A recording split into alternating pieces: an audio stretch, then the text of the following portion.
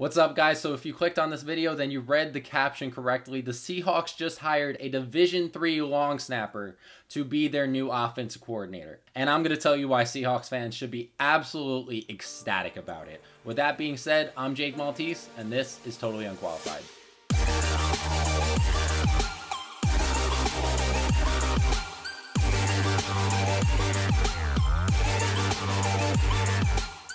Now, before we get into the video, I'm just going to ask you guys to do a tiny favor for me, and that would be just to take a millisecond out of your day and hit that like button. It's going to help me out tremendously with the YouTube algorithm and pushing this video out to even more people. So if you could do that, I would greatly appreciate it, and then we'll start the video after you do that.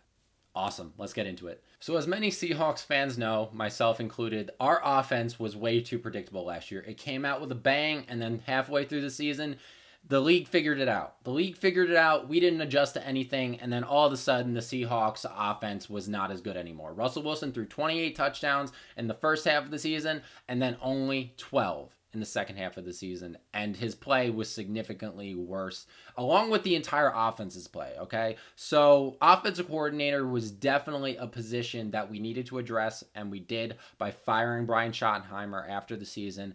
You're fired. You're fired. You're fired. You're fired. You're fired.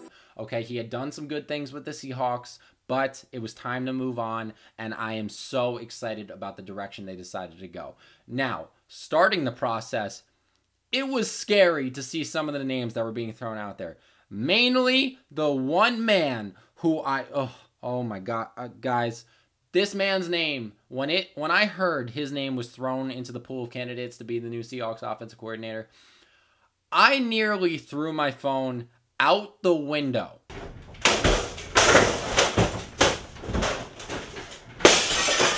Okay, Adam Gase was being considered to be the Seahawks' new offensive coordinator.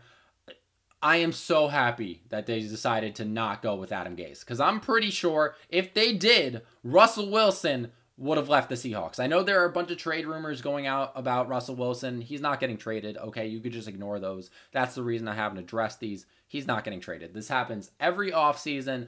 There's rumors about Russell Wilson wanting out of Seattle, Russell Wilson wanting to move somewhere. Russell Wilson is fine here. He just signed a contract extension. He was involved in the process of selecting this new offensive coordinator. He is not going anywhere, so you can just ignore those stories, okay? Because it's not happening. I'm not fucking leaving!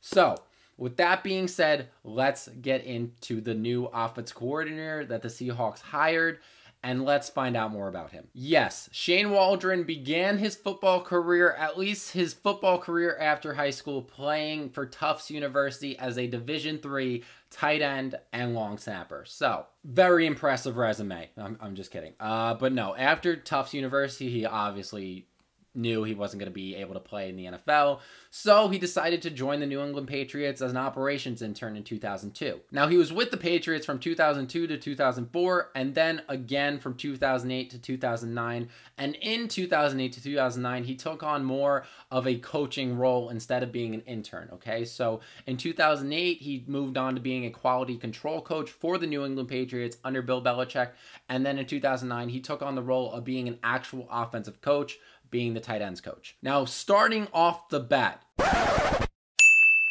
he could not have been mentored by a better coach. I mean, he's starting off the bat. Shut up, bitch! Oh my God! Our new offensive coordinator was mentored by the greatest coach of all time in Bill Belichick. So, check mark from me. That's an awesome place to start your football career. Now, from the Patriots, he then moved on to, at least moving on to NFL teams. I'm not really counting his college days and his high school coaching days. I'm just trying to stick with which NFL teams he worked for. So, after the Patriots, a few years passed, he was not in the NFL, and then he takes a job with the Washington football team, and that is where he met Sean McVay. Now, obviously, Shane Waldron and Sean McVay became quick friends, as Shane Waldron was the offensive quality control coach, and Sean McVay was doing his thing on offense, eventually becoming the offensive coordinator of the Washington football team.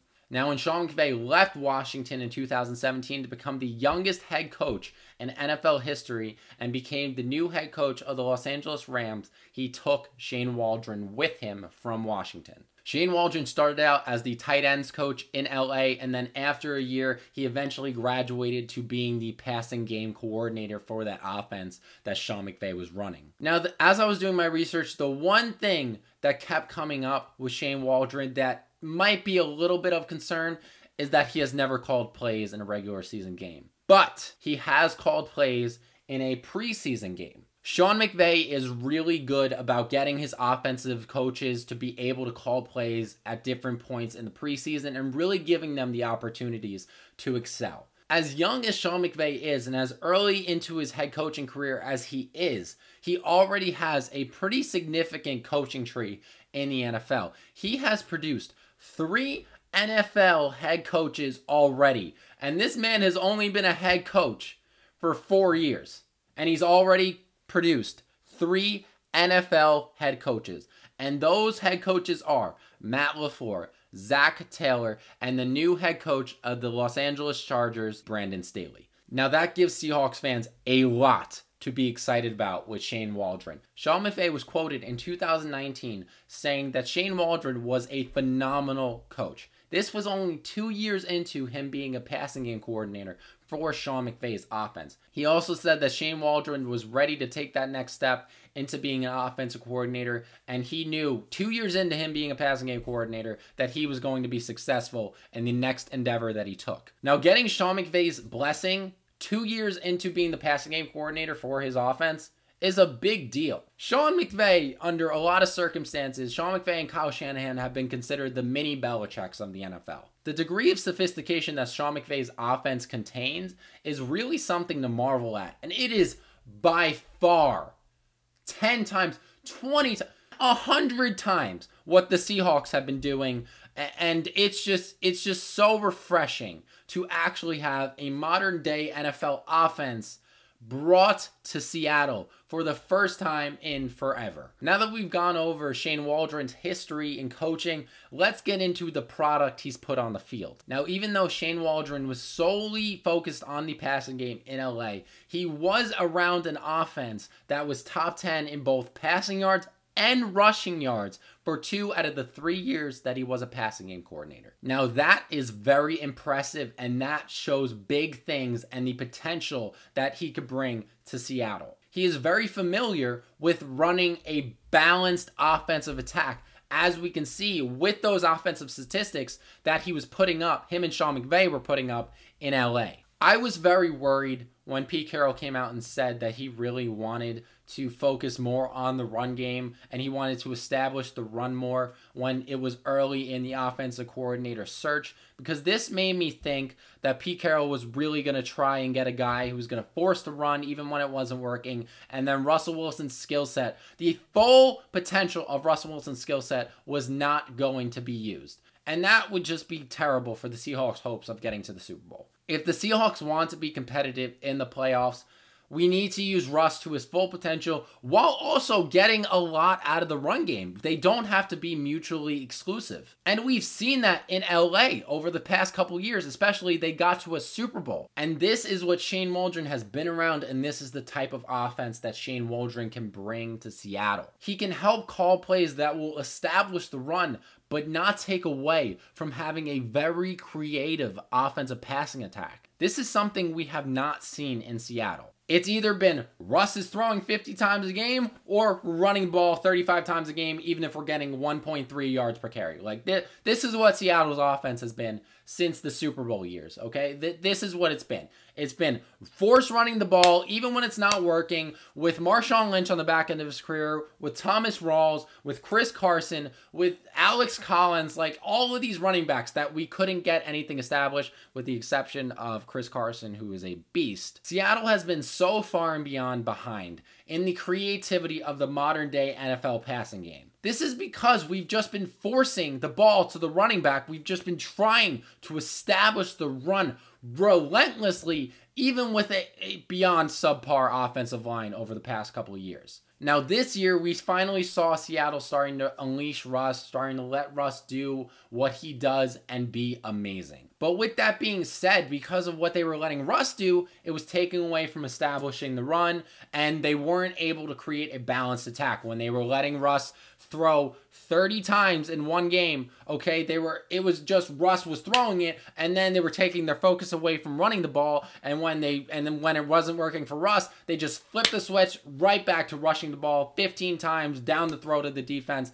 and going 3 and out constantly. There needs to be a focus on not freaking out when the passing game isn't working, not freaking out when the running game isn't working. Okay, having a good mix of the two in your offense, so you know that, hey, if these pass plays aren't working, look, we got a couple runs here that can set up certain pass plays, and it'll all work out in the end. This is something Seattle has not really been using with their offensive coordinators. Brian Schottenheimer was a very good rushing offense coordinator, but his passing game was very simple. It was basic. There was no creativity in it. There were no rushing plays that were helping to open passing plays for the most part, okay? Because the passing plays were just so obvious. They were so simple that defenses started to catch on. Shane Waldron is going to bring that next level of creativity from learning from Sean McVay, from learning from Bill Belichick, okay? He's learned from such good offensive coordinators that he's going to bring a very creative offensive attack to Seattle that we haven't seen. Now, there's even one more thing that is making me excited about what Shane Waldron can bring to the Seahawks,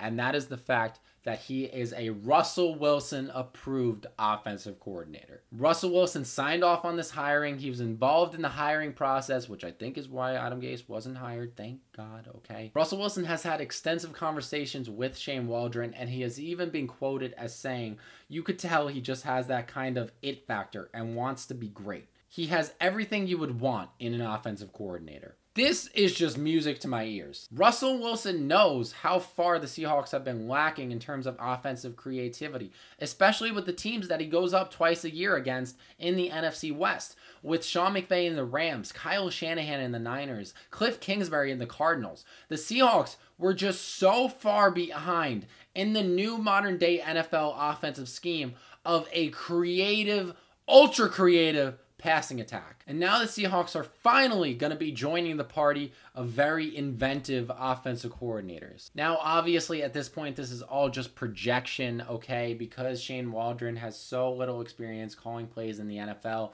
and we don't yet know what offense is going to be put on the field. But I'm just saying that I am very excited. This is as excited as I've ever been going into a season as a Seahawks fan. I'm very eager to see how evident the differences are between this offensive scheme and the offensive scheme of years past. So just to sum everything I just said up, Seahawks fans, we got a good one. With that being said, guys, I did a lot of research into this video, so if you wouldn't mind just taking a millisecond out of your day to hit that like button, it's going to help out the YouTube algorithm a lot. And if you feel like it, if you're feeling extra generous today, maybe even hit that subscribe button. I'm going to be posting about 2 videos per month. I'm eventually going to be getting into NFL draft content and potential prospects that the Seahawks could select. But I'm also going to be moving on from just solely Seahawks content and trying to talk about even more broad NFL topics. So if that sounds of interest to you, then please hit that subscribe button, hit that notification bell, and you're going to be alerted of every time I post.